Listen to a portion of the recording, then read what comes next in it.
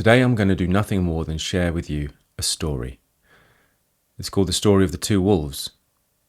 And this was first introduced to me by the head of my course when I studied my master's degree in acting. And at the end of our graduation, she told us this story. And it really resonated with me because it's about the decisions we make and how we really do have an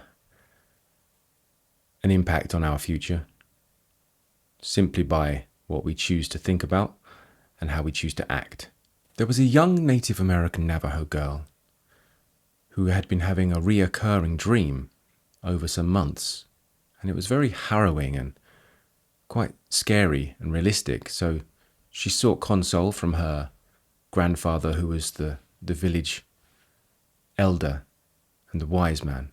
She explained to him that in the dream there were always two wolves, one of which was a beautiful, warm, comforting, loving wolf. It had a wonderful, thick, full coat and deep eyes that just showed nothing but love towards her. She felt protected when this wolf was around. But also in the dream, there was always this other wolf whose fur was all scratched and ragged. It always lurked in the shadows and looked at her with hungry eyes, dark grey, beady eyes that seemed to signal that she was in danger. It crept around and never came too close because the good wolf was always there to protect her. The grandfather explained to the young girl that everyone goes through this part of their life. There's a crossroads. And both of these wolves indicate a different part of us and our persona and who we are. And these wolves will fight for control over our lives. And whichever one wins is who we become. He goes on to say that the kind wolf represents all the part of your psyche that is loving and kind and generous and curious. It represents your courage and determination. The second wolf, on the other hand, represents disease, bitterness, regret, anger, judgment, and all those parts of your psyche that really want to hold you back, don't allow you to be free and experience the world as you could. At this, the girl got very nervous and she goes, well, how do I know which wolf is going to win? How do I know which one I'm going to become? To which the grandfather replied, you become whichever wolf you feed. I love this story. I think it's really, really poignant and relevant. There's so many people that I've spoken to recently that have joined my school community who have issues with their confidence and are continually judging themselves on their performance as opposed to allowing themselves to be. There's a pressure that we can put on ourselves and expectations about who we want to become. And it's very ambition-led. The world we live in does point us in that direction. Like you must achieve more, you must earn more, you must be better.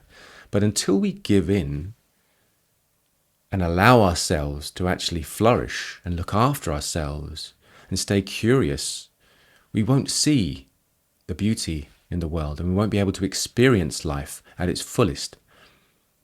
And this is no different when it comes to improving our voice, our acting ability, or our public speaking skills, because aiming and striving when we don't see results does make us feel a bit angry and bitter and regretful and jealous. But staying open and curious and listening to the world, seeing the beauty in others, learning to listen, discovering what's available to us rather than trying to grab it, is a different perspective. And you have a choice about how you live your life. If you're someone who's stuck in your head, you don't have any confidence, you feel self-conscious, you continually berate yourself about how well you're doing or how well you're supposed to be doing, you need to give yourself a break. You need to start being grateful for everything you have. You need to start being grateful for all the things you do have. Open your eyes and look around. If you focus on the negative, that's what you'll become. If you can see the positive in the world, learn to look outside of yourself, you will learn that there is much on this planet to be grateful for. Lots of love, kindness, art, wonderment. Everything is there for us if we choose to see it. And when you start seeing it, your perception changes. And when that happens, you free yourself. You free your mind, and you free your body. That small shift can be the difference between someone who is held, blocked, self-judgmental, unable to perform, with someone who is free, dynamic, available and ready. I love that story. I just wanted to share it with you. I hope you like it. Thanks for watching. Maybe you'll get something out of that, maybe you won't. I'm Darren McStay. This is Improve Your Voice.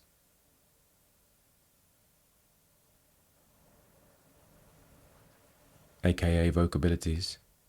And until the next time, look after yourself and your voice.